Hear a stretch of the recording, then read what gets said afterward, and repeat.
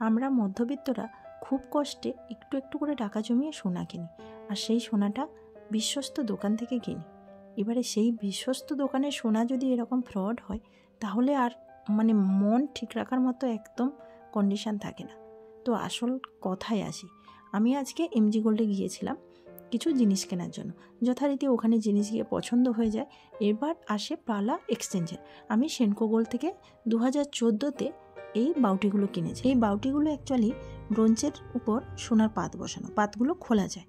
তো আমি আমার বোনকে এটা গিফট করেছিলাম। এটা চেঞ্জ করে এখন বালা নেব, সেই কারণে এক্সচেঞ্জ করতে। যখন এমজি গোল্ডে যাই, ওখানে দেখার পরে বলছে এই সোনা পিওর নয়।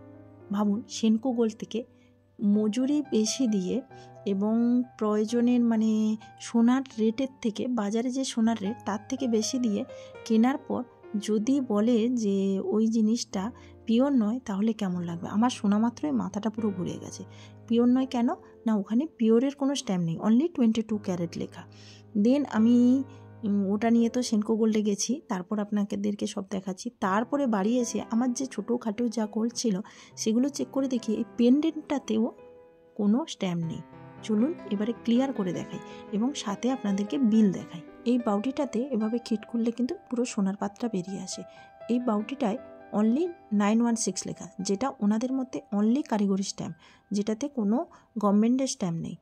শুধু আমি নয়, ওনারাও অনেকভাবে খুঁজে দেখেছে, পায়নি। তাই নেক্সট একদিন যেতে বলেছে, যেখানে ওনারা চেক করে দেবে।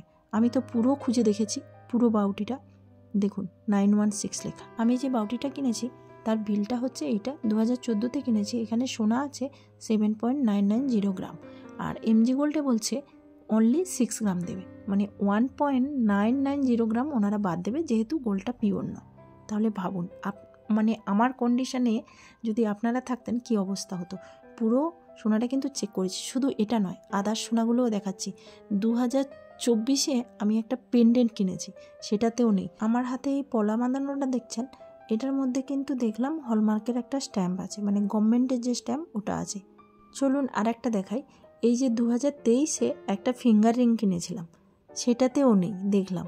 এই যে রিংটার বেস নিচের দিকে থাকে, এটাতে আমি দেখলাম শুধু 916 লেখা। দেখুন, এই কানের দুটো ছোট ছোট ফুল কিনেছিলাম, এটাতেও নেই। দেখুন একদম ক্লোজলি আপনাদেরকে দেখাচ্ছি, এই যে 22 ক্যারেট লেখা আছে, না কিছু একটা লেখা আছে, বুঝতে পারছি না। তার থেকে আরও অবাক করা বিষয় হচ্ছে, এতক্ষণ যেগুলো দেখালাম ওগুলোর মধ্যে হয় 22 ক্যারেট, না তো 916 লেখা।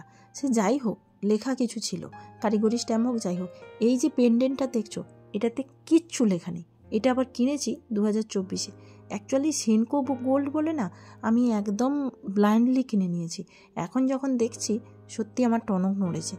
আমাকে তো নেক্সট একদিন এই যা স্ট্যাম্প নেই সেগুলো নিয়ে যেতে বলেছে। দেখা যাক ওনারা কি করে, সেটা জানি না, ওনারা কি ডিসিশান নেবে, তারপরে আমার ডিসিশান নেওয়া হবে, দেখা যাক।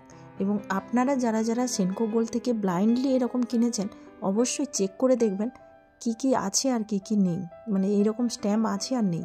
অবভিয়াসলি আমি পাচ্ছি, আপনারাও পাবেন এরকম। তো চেক করে দেখুন। আর ওনারা যে স্ট্যাম্পটুকু দেয়, সেই স্ট্যাম্পটুকু না মাঝে হালকা একটু দেয়, যাতে ওনাদের শপে ওনাদের জিনিসগুলো এক্সচেঞ্জ করতে পারি, অন্য কোনো শপে গেলে এই এক্সচেঞ্জটা না করতে পারি। এই বিলটা ভ্যালু শুধু ওনাদের এতে। ওনারা তো তারপর থেকে কফি খান, জল এনে দিচ্ছে, এটা এনে দিচ্ছে, একটু বসুন কফি খেয়ে যান, অনেক তেল দিচ্ছে। দেখা যাক, আমরা নেক্সট দিন যেদিন যাব সেদিন আপনাদেরকে চেষ্টা করব লাইভে রাখার, কি করে ওনারা এটা নিয়ে।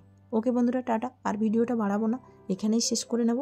এবং যারা সেনকো গোল্ড থেকে জিনিস কিনেছেন, নিজেদের জিনিসগুলো আমাদের মতো একবার চেক করে নিন।